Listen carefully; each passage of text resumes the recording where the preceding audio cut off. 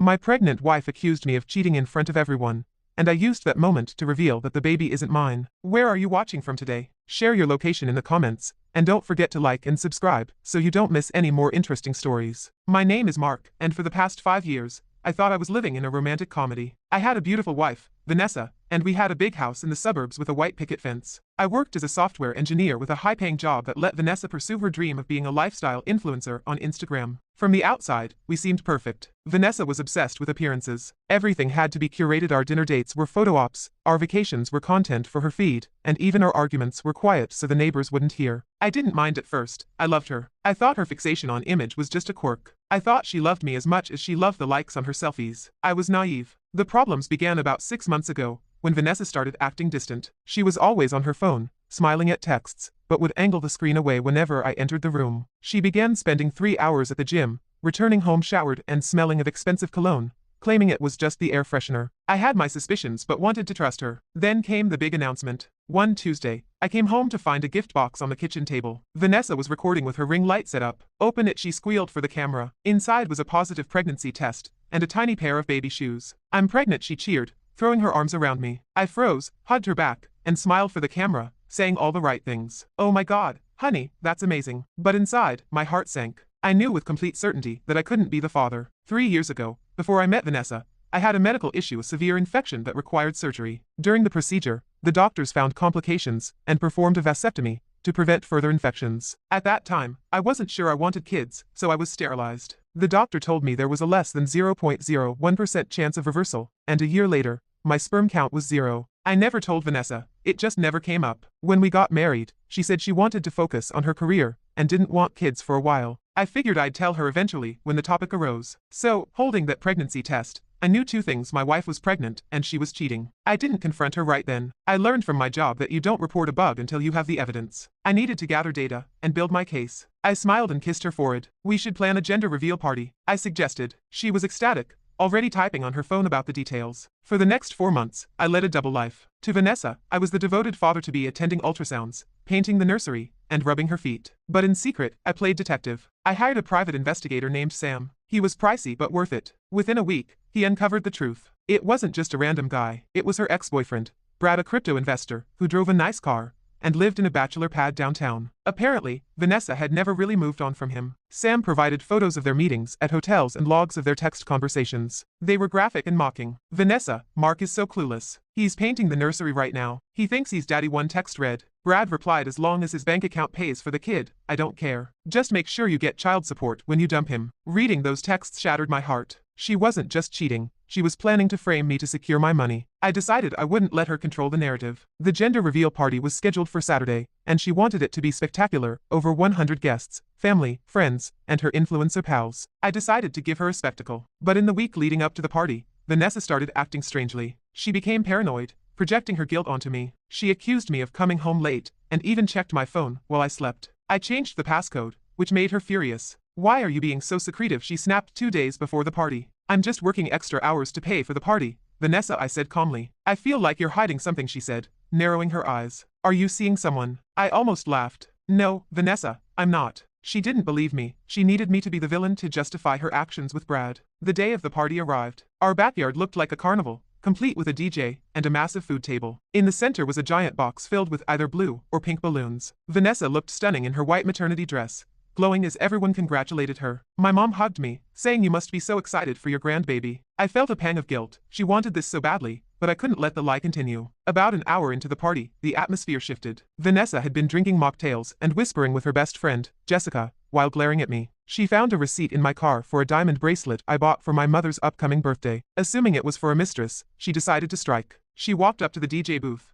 grabbed the microphone, and stopped the music. "Attention everyone," she said, her voice trembling with fake tears. "Thank you all for coming to celebrate our baby. But before we pop the balloons, there's something I need to say." The crowd fell silent. I stood by the balloon box, holding a remote not for the balloons, but for the projector screen we set up for a slideshow. I wanted it to be a happy day. Vanessa sobbed into the mic. "Mark, my husband, has been cheating on me." Gasps rippled through the crowd. My mom looked horrified, while her parents glared at me. "I found the receipt," she shouted, waving the paper. "He bought jewelry for another woman while I'm carrying his child." He comes home late and hides his phone. He's a scumbag. She pointed at me with a manicured finger. I want a divorce, Mark. Everyone here is a witness. You're a cheater and a liar, and you don't deserve this family. Her friends began booing me, and someone threw a plastic cup in my direction. How could you? Her dad shouted. I stood there calm, waiting for the noise to die down. Vanessa looked triumphant, believing she had won, and seized the narrative. Are you done? I asked, my voice loud enough to be heard. I'm done with you, she screamed. Get out of my house. It's my house, I replied. My name is on the deed. Yours isn't, but that's a conversation for the lawyers. I walked over to the laptop connected to the projector. Since we're sharing secrets, I said into my microphone, and since Vanessa loves airing dirty laundry in front of an audience, it's only fair I share my side. Don't listen to him, Vanessa shouted. He's just going to lie. I don't need to lie, I said. I have data. I pressed the button, and the screen flickered to life. The first image wasn't of a mistress. It was a medical document, a scan of my vasectomy. Patient Mark Patterson. Procedure vasectomy.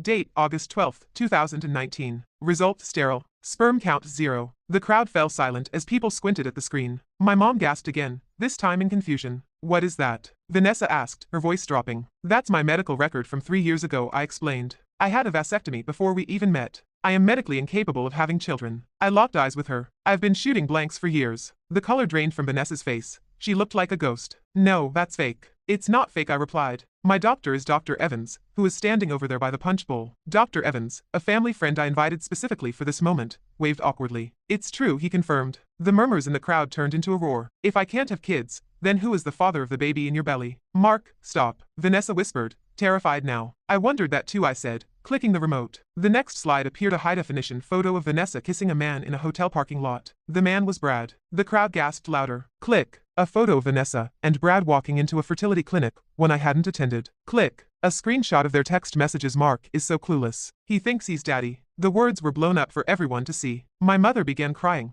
but this time it was pure hatred directed at Vanessa. You accused me of cheating, I said into the mic. You projected your guilt onto me. You found a receipt for a bracelet I bought my mother. Happy birthday, Mom. And you used it to try to destroy me before I found out the truth, but I already knew. Vanessa was shaking, glancing at her parents. Her dad looked like he'd have a heart attack, while her mom covered her face in shame. This is Brad, I said, clicking to a photo of Brad's driver's license I obtained. Brad is the father. I ran a non-invasive prenatal DNA test using a sample I grabbed from your hairbrush, and the amniocentesis results you left on the counter. Do you want to see the results? Whoa, Vanessa shrieked. Turn it off. I clicked the button. Paternity probability, Mark Patterson, 0%. Paternity match, Bradley Cooper, 99.9%. It wasn't actually Bradley Cooper, but for the sake of the story, let's say his last name was Cooper. It's Brad, I added dryly. By the way, it's a boy. Congratulations, Vanessa. You and Brad are having a son. I dropped the microphone, and it thudded loudly in the silent backyard. Get out, I said. Vanessa stood trembling. Mark, please. Let's talk about this inside.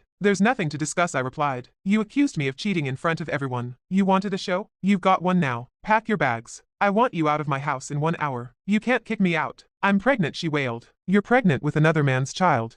And you just admitted to conspiracy to commit fraud in those text messages, I said. I spoke to my lawyer this morning. Since the house was mine before the marriage, and you signed a prenup voiding alimony in the event of infidelity, you get nothing. Absolutely nothing. Vanessa looked around for support, but there was none. Her friends stared at their shoes, and her parents walked toward their car, heads down. My family stood behind me, a wall of anger. She burst into tears and ran inside. The party ended abruptly, and guests shuffled out, whispering. Some apologized to me on the way out, while others left quickly. I grabbed a beer from the cooler, sat in a lawn chair, and watched the sunset. It took Vanessa 2 hours to pack. She left with 3 suitcases and tried to say something as she headed to her car, but I put on my headphones. I didn't want to hear her lies anymore. She drove off to Brad's apartment. The fallout was swift and brutal. I filed for divorce the next morning. It was an open and shut case. The evidence was overwhelming. Due to the prenup and proof of adultery, she received nothing: no house, no alimony, no pension. But things got worse for her. Brad wasn't thrilled about the news, apparently. He didn't want to be a father. When Vanessa showed up at his door with suitcases and a baby bump, he panicked and broke up with her a week later, claiming he wasn't ready for a family. So, Vanessa had to move back in with her parents. Her influencer career crashed and burned. When the story got out, because half the town was at that party, she lost all her sponsors. The comments on her Instagram were brutal, forcing her to delete her account. Now she works as a receptionist at a car dealership, living in her childhood bedroom, raising a baby alone. As for me, I sold the house. Too many bad memories. I made a significant profit and bought a condo in the city. I started traveling to places like Japan, Italy, and New Zealand. I met someone new about a year ago named Emily. She knows about my medical history and doesn't care. We adopted a dog and are happy together. Sometimes people ask if I regret doing everything so publicly and humiliating her in front of everyone she knew. I think about the text message where she laughed about me painting the nursery. I think about how she planned to accuse me of abuse to get my money. I remember the look on her face when she accused me of cheating, believing she had won. And I smile. No, I don't regret a single thing. The gender reveal was a success. After all, we revealed that the baby was a boy, and we exposed my wife for who she really was.